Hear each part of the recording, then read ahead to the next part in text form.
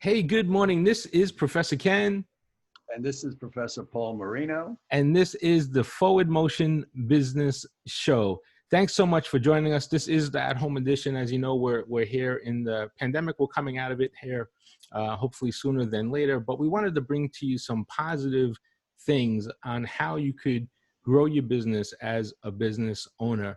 And today we have a wonderful guest with us, Commissioner Higgins from Miami-Dade, is here to talk about some of the incredible things that they're doing down here in Miami to help support our local businesses. So thank you, Commissioner Higgins. Welcome to the show.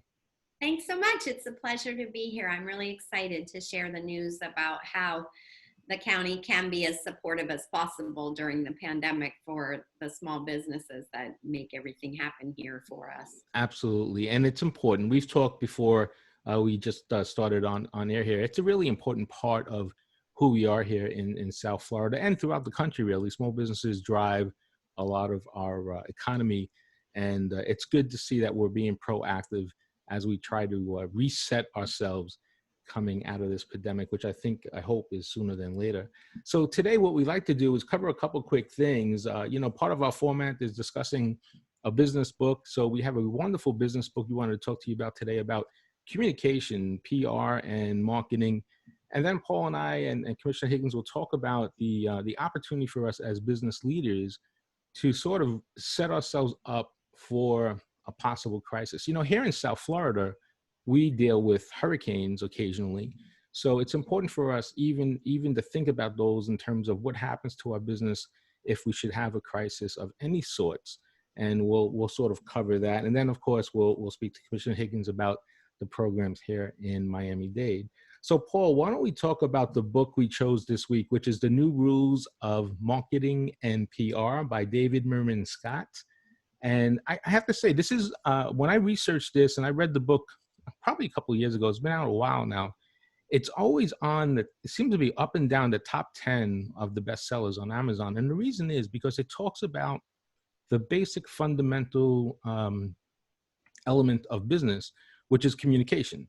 And it covers, it has really a great part, and I think we agree on this, the 3 strategies of a social media or communications, and it's entertain me, help me, and love me, right? That's the 3 things.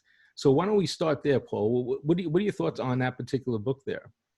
Well, I think the strategy, I think the reason why this book has stayed as popular as it is because now in the pandemic, it's not about a client finding you. No one's going to drive by and see you.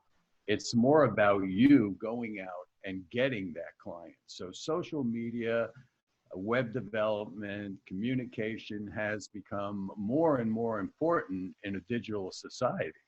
Yeah. So now the business owner, you have to be proactive. If you're switching from a takeout type model for your business until after the pandemic is over, or whatever adjustments you're making, now business has to actually aggressively court clients versus someone going to a mall, passing by your store and say, oh, I'm going to drop in. They're not going to drop in. You have to actually get them interested in what you have to say.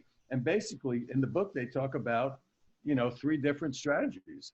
One is, entertain me. And I think a great YouTube on entertain me is Blend Tech. Blend Tech is the Blend Tech, right? If you haven't seen a Blend Tech video, you should definitely see it.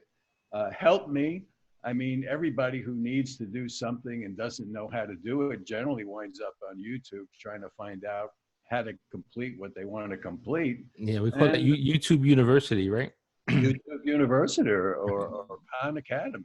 Yeah. And then the other one is, entertain me. We're all going a little bit crazy because our travels are limited or somewhat restricted. So people are looking for entertainment. People are looking for diversity to help them get through this stay-at-home crisis.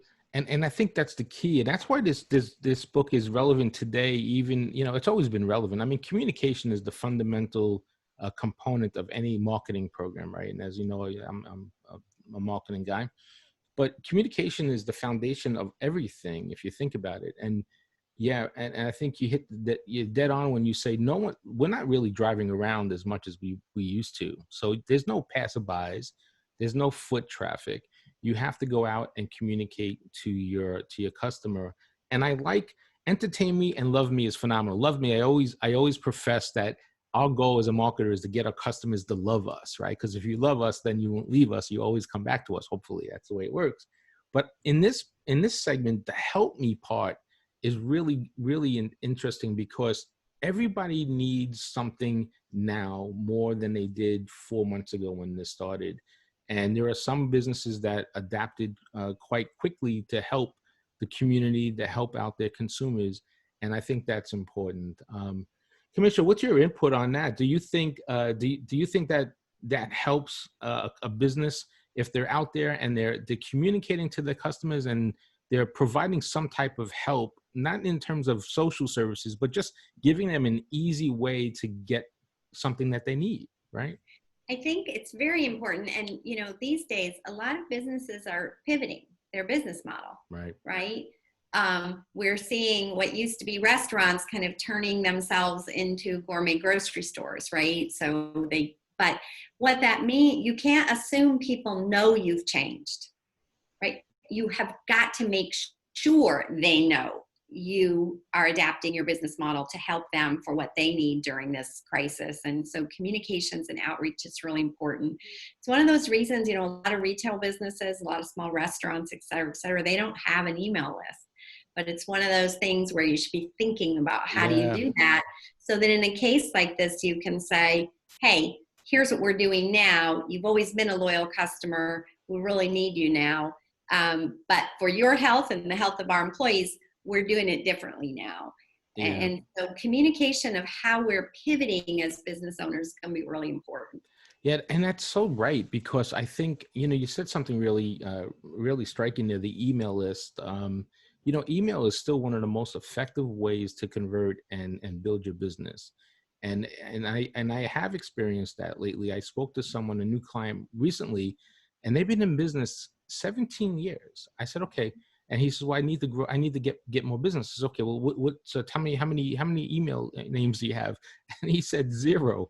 So I'm like, wait a second. Now that's not good. That's like not having your consumers.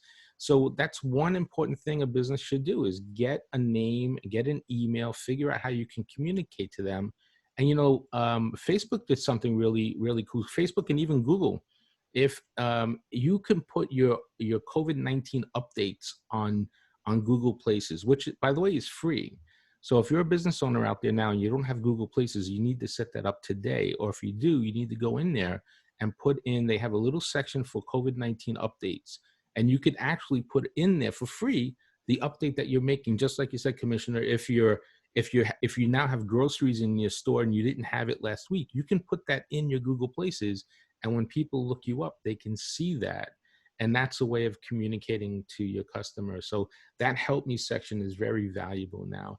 And in this book, he also talked about, David Scott also talked about being authentic and participating in the community. And now it's more important now to be authentic and participate than ever before. So Paul, what are your closing thoughts on the book here for the new rules of marketing and PR? Well, I'm forever the optimist, and we've been discussing this. It seems like they're making tremendous progress towards a vaccine. Moderna seems to be optimistic that they'll have something out by the end of the year. So my advice to the small business, to the venture capitalists, to the entrepreneur is, yes, make as much communication as you can now to keep your clients engaged, but start planning for first quarter 21. Because once that vaccine comes out, there's going to be, in my opinion, a tremendous pent-up demand. And if you don't start positioning yourself now to take advantage of it, you're going to miss the wave. Yeah, that's exactly right. And listen, I believe so too. And I know we all know that we're going to come out of this at some point in time. Hopefully it's sooner than later, and hopefully there's an answer in the vaccine. But you do always have to communicate. In my marketing class just 2 weeks ago, we talked about this. You would think the major companies don't have to advertise now, or they shouldn't be spending a lot of money on advertising. And advertising has come down somewhat over the last few months. But if you look at their commercials, what they're saying is, don't forget about us, more or less. We're part of the community. We're with you. We want to support you. And it's just a reminder that, hey, we're still here. We know we're not in a relationship at the given moment. We're taking a break from each other, let's say, but we're still here. So when we're ready to get this thing back up and running, don't forget us. And I think that's important. That's important there. So let's talk about the second part of our discussion. And we wanted to focus today's, since the commission is with us, on small businesses specifically. Listen, we could talk about all the things that are not going our way right now. And there's a lot of things that are not going the way we need it to go in terms of personal and business. And as a small business owner, there's a lot of challenges, a lot of opportunities. And you open up any magazine, any blog, it's filled with all kinds of companies that are having a hard time. And we understand that because there's no income, there's no revenues, there's no revenue stream. So that makes a lot of sense. So we wanted to talk today about how do we prepare? What can we do? And we're here in South Florida, and I'm down here 20 years now, and I've had my small share of hurricanes. I came here after Andrew, so I wasn't here for that. But if you think about that, in South Florida, we every hurricane season, we have the possibility of facing a crisis, not of this magnitude, of course, but we still have a crisis on our hands. So we want to talk about how we can prepare ourselves as businesses in a crisis situation, because what's happening now, as we try to come out of this, we have to rebuild, restructure what we have, and how can we try to soften the blow a little bit. So, Paul, what are your thoughts on preparing for a crisis of this magnitude, or even, let's keep it more focused in South Florida, even any small crisis, right? How do we prepare for something like this?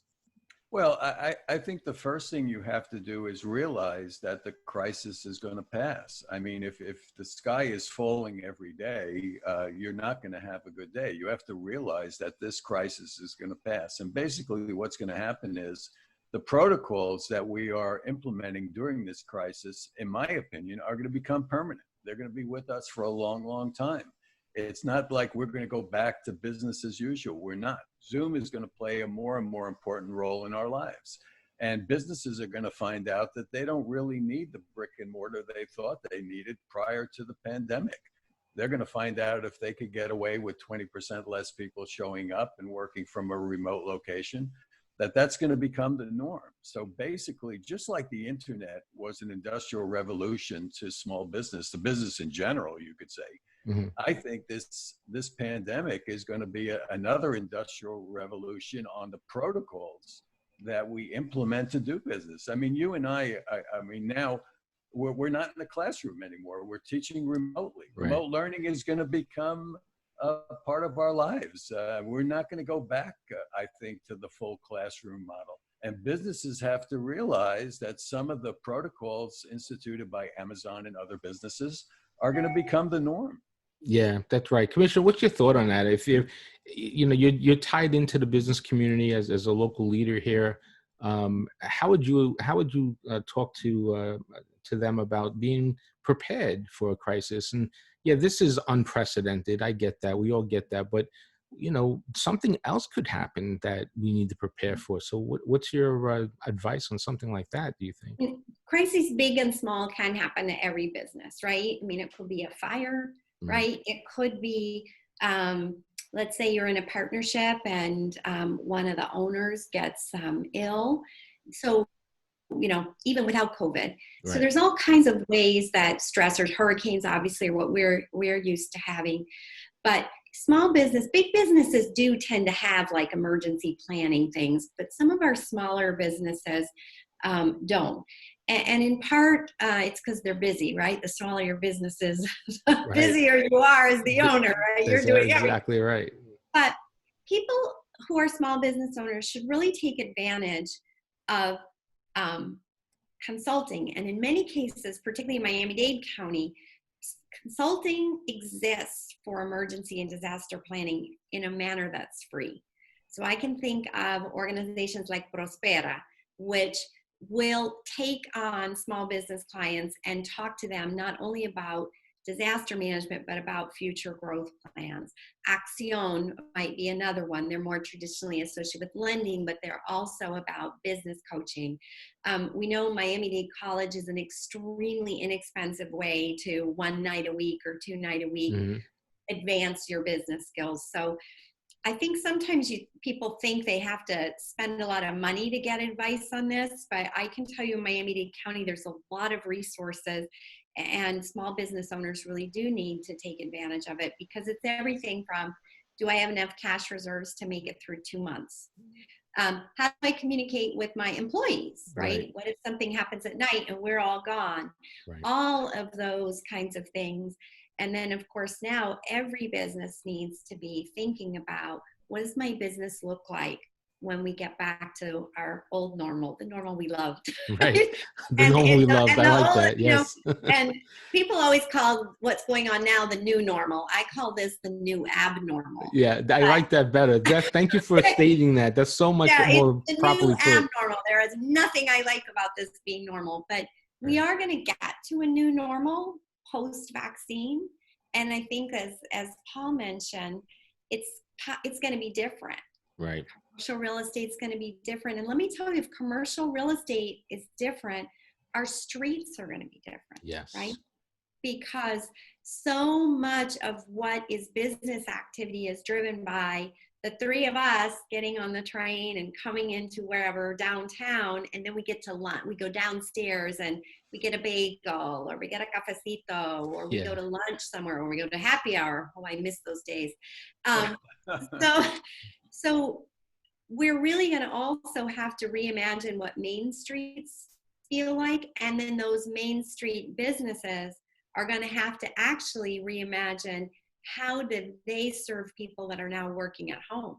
Because you all know in South Florida, a lot of the business areas are also filled with apartment buildings. So, right, I may not be in my office, but I'm still working near a main street. And so that will require them to think differently in the future about, how do they get me out of my house to come downstairs and meet with my colleague who may be working in his or her house or apartment just down the street, to foster that social stuff. Because I don't believe as human beings we can be this separate forever. Right. No, I agree with you there. And it's great that you say that, because I think that's so valuable, where you have to recognize, you have to prepare.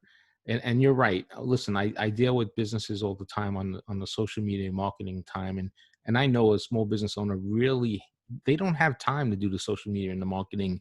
And I think it's the most necessary thing you can do, including, swiping, cleaning the tables and pulling open the gate. Or it's an important part of business today in today's environment. But now we have to start thinking about the what ifs and put together a plan. And I think you said something that's really striking about the expenses and the margins and the profitability.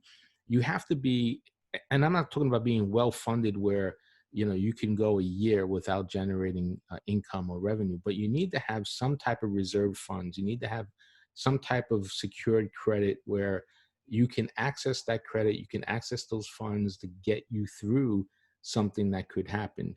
The crisis here, the pandemic, it's been months now. I guess we're in month 4. I don't even remember. I lost track of things. I know it seems like life just stood still for the last few months. So I lost track of where we are with that. But so I don't know if you can go that far, but you should have some reserves, some backing. And you also mentioned a plan.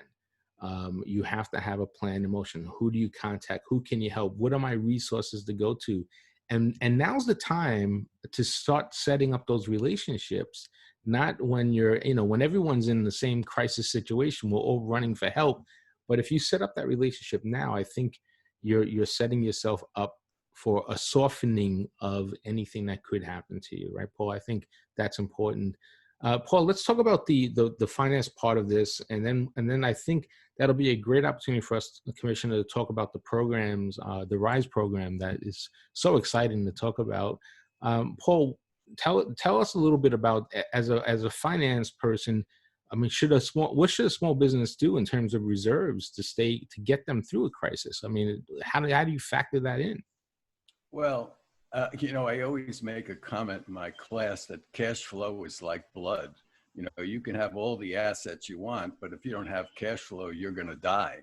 Right. So when I heard about the commissioner's program, I was very excited because it seems to me, I'm really anxious to hear more of the details. I read up on it, but most of the programs that are coming out from the government are, payroll protection and things like that, which are fine. They're great to have that collaboration. But in my mind, the small business needs a revolving credit. Where can I go when I need that credit to get me through those peaks and valleys of my sales curve? So I think one of the great things that's coming out of this unfortunate situation is we're seeing more of a government-private collaboration. And I think government is realizing what is needed by a small business owner to be successful. And that may be the government making a guarantee to a bank to establish a line of credit, or some type of financial arrangement where it's not a one-shot deal, because a one-shot deal is not going to help. I mean, it may get them through a short-term crisis, but it won't help them through the long term. And I think what we're experiencing is going to be a fundamental long-term shift of how we view government-private partnerships. Yeah. So, Commissioner, why don't you take us through the program? And it is the RISE program, which is I guess the short for reinvesting in our small business economy, right?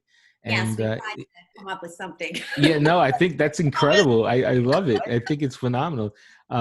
So please, why don't you share with our local business owners what the program is? And I know I went online and the website is risemiamidade.com. And it's a simple two-step application process, which I think is great for a small business owner. So why don't you please go ahead and tell us about the program and how is that going to help us? Well, it's interesting. Remember way back when PPP was first announced in the first round, and it became extremely clear in South Florida that our small businesses had been shut out of that process. And in part, small businesses don't have those sophisticated banking relationships, right? It doesn't mean that they're unbanked. They have bank accounts, right? But they don't have that banking relationship that's given them lots of access to credit and someone they can call on a phone. And so they were shut out. So my team and I, we gathered a group of individuals from the Beacon Council, also from a number of what they call CDFIs, for anyone that doesn't know what that is, Community Development Financial Institutions. And these are community lenders that work in our community that are used to working with small businesses. And let's be clear, like in Miami-Dade County, 80% of our businesses have less than 10 employees. So if you think the federal government's PPP was designed for them, like it wasn't. So we knew we needed to design something that could get access to capital to some of these smaller businesses. And that's where the idea for the RISE Fund was out. And as with most good ideas, it's always a good idea to search around and try to steal from people who've already come up with the idea. Inspired. You got inspired. You didn't steal it. You were inspired by other communities.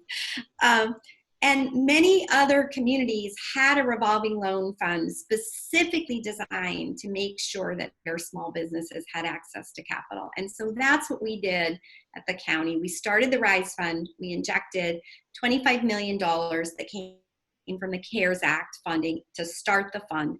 The idea behind this fund is to loan money to companies that have less than 25 employees, including 1099 employees, right? A lot of small business models, hair salons, barbershops, they don't have direct employees. Everyone's kind of an individual contractor, but it's still a good business. Right. So that's the idea. Help our small businesses get access to capital and make those loans, connect those businesses to the community lenders who are used to loaning to small businesses. So they know what to look for in a 10-person company or in a 12-person company in the way that a Wells Fargo or the big guys don't know how to do that. That's not their business model. This is their business model. So the Dade Credit Federal Unit, the Dade Federal Credit Union is our administrator of the fund. So they're officially in charge, and all of the applications will be vetted by them.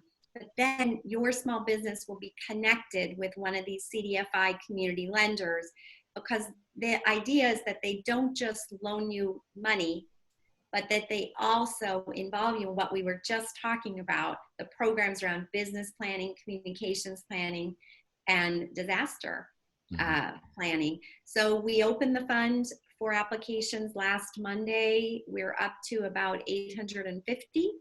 And then, of course, what we're trying to do is get other funders. We have philanthropists that are interested and added into this fund, and we also have some of the big banks who do like to lend to small businesses, but again, they prefer to do it through community lenders. And so we have a number of big banks that we're expecting that will infuse capital in this, and it will exist forever in Miami-Dade County. So it's very exciting.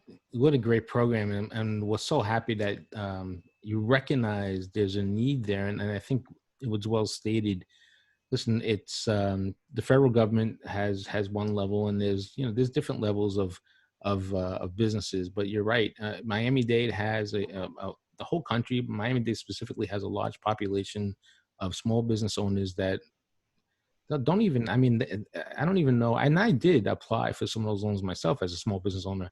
It could be daunting, and it could be intimidating in some cases too. And as a small business owner, you don't know if you're there or not. And there's all kinds of ups and downs there. And it's so good to be involved. And the local community banks is one of the most important relationships that you can have as a business owner, not only because they're a bank, but they are connected to the business community, because everybody works together. And that's so important.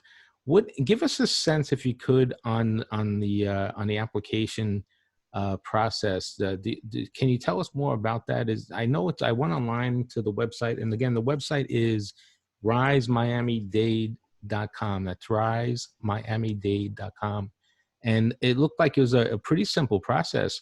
You put in the information, and then you get connected with the community bank, and the community bank takes it from there and starts working with you to see how we could get funded, right? We have a few requirements. The business, because it's Miami-Dade County funding through the federal government, the CARES Act, it's our county's money. Business has to be located in Miami-Dade County. We're looking to make sure that the business has been in operation for at least 2 years. Because again, we're trying to make sure they had a good business model. We know they can survive post-COVID, that they have not declared bankruptcy either in that 2-year or 3-year, in a 3-year period. So again, this was a good business. So they may be struggling through COVID, but we know they're going to be a good business when they come out on the other end, and that they have less than 25 employees. We're also working with credit scores that are different from what the big banks work with, looking at credit scores at 575, which are typical for successful small businesses. Right. But sometimes the bigger banks are looking in the 600, 650 range. And so, again, that's why it's important. These community lenders, they can look deeply into your little business model and determine, do we think this is someone that really, really could use this capital to grow and thrive. And you do not have to prove that you've had any impact due to COVID. So let's say you are a business that, quite frankly, if you could get access to a small loan, you could expand your business right now, right? And that's very unique. Most money now is only going out for COVID issues, and we've got tons of other programs for that. But in this case, if you are successful in your business now and you can hire other people, if you could get more capital, you could also apply that way as well. That's great. And I think that's important, because there are, we know the good and the not so good around us, but there are businesses that are still thriving, which is great to see and so great to hear. So if you need growth, funding for growth, then this will be a great opportunity to do that. And don't be shy as a business owner to do that. If you're growing and you need to grow, I know it might be not so positive all around us, but there are tons of companies that are growing right now, small and large, and there's a history of successful businesses that come out of crisis. And this is the time to grow. If you can do it, then let's do it. You'll not only support your business, but you'll support another employee or two, and you'll help the community, and you'll take that next step forward.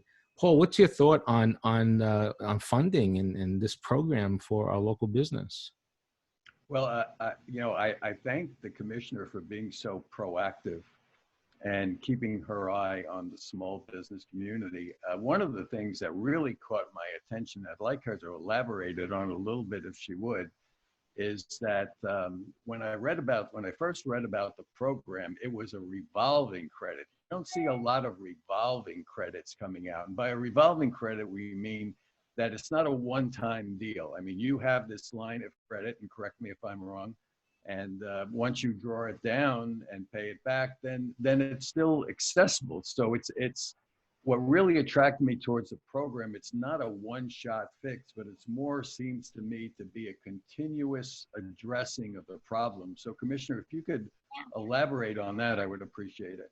Yeah, so it's revolving in two ways. If a business is paying back, they could get access again. There's no limit on just one-time access. It's also revolving, and if you pay it back and you don't need it anymore, that those funds would be available for other small businesses going forward. And so that's kind of my goal. I'm hoping over the next 3 to 4 months to raise additional capital into the fund so that it's not all CARES related money, but that we are really building what I'd like to see is a $50 or $60 million revolving loan fund that's out there for small businesses in our county. And we made it flexible. We put a policy committee in charge. And so the rules right now, quite frankly, are really designed to, they think about COVID. But we know that policy committee, which is made up of very competent, smart finance people and business people, in the future, a year from now, 2 years from now, if they find that they need to change the loan amounts and that they can give more loans or less, et cetera, they're able to adapt to what does become the new normal for us rather than our COVID. The abnormal. I love it. It's the abnormal. We're going to use that forever. The abnormal. No. You're right. This is great. I mean, it's a wonderful opportunity. And, we talked earlier about how do we soften the blow of crisis, and Commissioner, you mentioned a few crises. It's not just the pandemic, which we're all facing on a personal and business level right now throughout the world, really, not just here in the US and definitely not down here in Florida. But this is good because, listen, the cash flow, like Paul said, is important, but you need to have funding in order to take the next step, or maybe just to get you to the next step. And access to funding is a big part of any business. And this program is wonderful because the way you're presenting it, it's not just a today program, but you're recognizing, we need it today, but it's a program that's going to be there, providing, it sounds like it will be successful, and then the funds will be there, and it's revolving. It has all the elements of successful needs for business. And I think this is what we need as business leaders here in the community, because listen, you can't, cash is king, and you have to have that money in order to build business. So we really appreciate that. We talked also, Commissioner, you mentioned a couple other things. We have a few more minutes if you wanted to cover a couple other programs that would help the small business community outside of the RISE program. If there's something there you wanted to speak to as well, we'd be welcome to hear some of that news. Sure. I know sometimes we're all a little critical about the federal government's PPP program, but what the federal government did right in the CARES Act is they moved some CARES Act money locally so that we could create programs that worked for us. And the RISE program is an example of that. But we've also created and already launched 2 other small business assistance programs. One is a small business assistance. It's a forgivable loan. If you are able to continue to employ your employees, and it's primarily designed for businesses whose employees are making less than 80% of the average medium income in the area. So again, that would be what that is definitely designed to do is keep low wage earners employed. We We also have another program that is a layoff aversion program managed through Career Source South Florida. And that is another one designed to try to help kind of keep a few more employees in without the burdensome requirements of PPP. And then this week on the commission, at the Board of County Commissioners, we should launch a program specifically for restaurants, because we don't know how long the indoor dining closures are going to last, but it's going to last until this virus is starved. And so that program for restaurant owners is going to be grant-based, because we are not sure. I think it's going to be very difficult. They will have been out of cash for quite a while. Right. Help them pay back rent, back utilities, food, any kind of inventory issues. And then we have another fund that we're going to administer through FIU and the South Beach Food and Wine Festival that will go directly to restaurants who have had to lay their low-wage workers off, and that monies will go to the workers. And so that too is something we should be launching in the next couple of weeks. And I think our small businesses should expect to see more from the county. We kind of launched them just as we could administer them, and the minute we get those out the door, we come up the next week with the next thing. Yeah.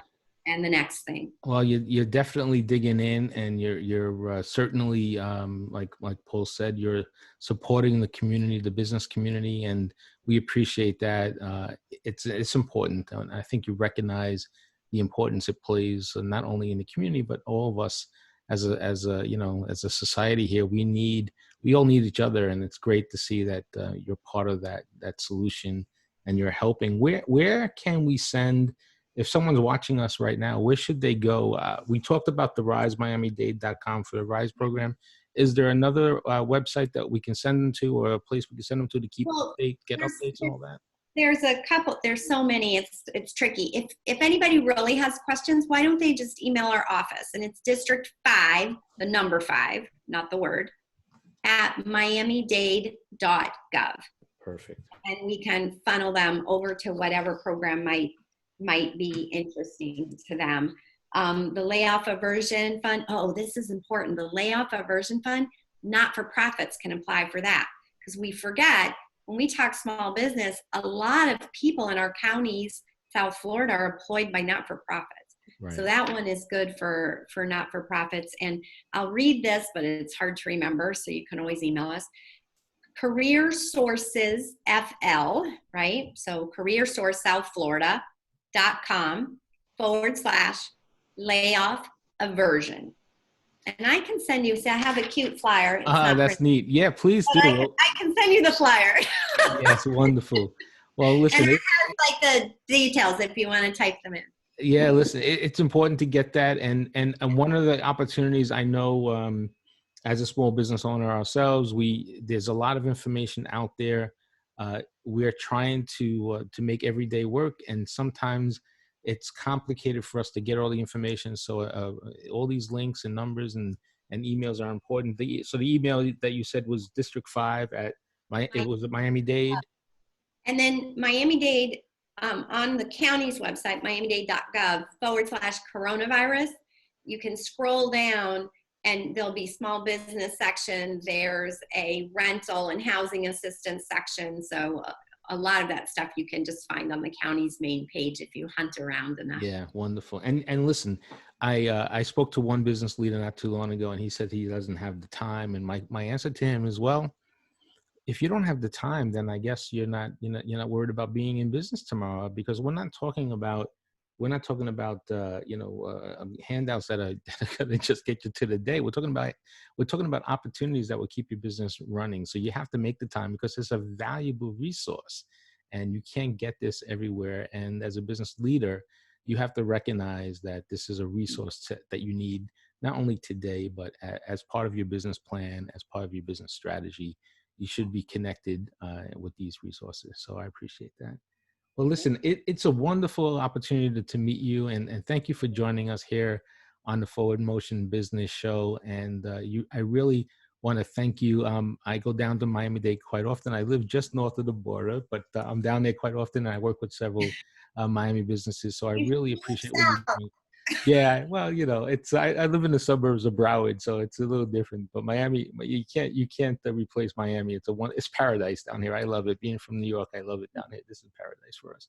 So thank you very much for joining us, and you know, we look forward to all the programs you're presenting and you're making available to the local businesses. Is such a vital part of what we need to do to stay afloat, not only now, but you know, build the business, and that's important. It's all about our business community. So, Paul, what are your closing thoughts here as we end this broadcast?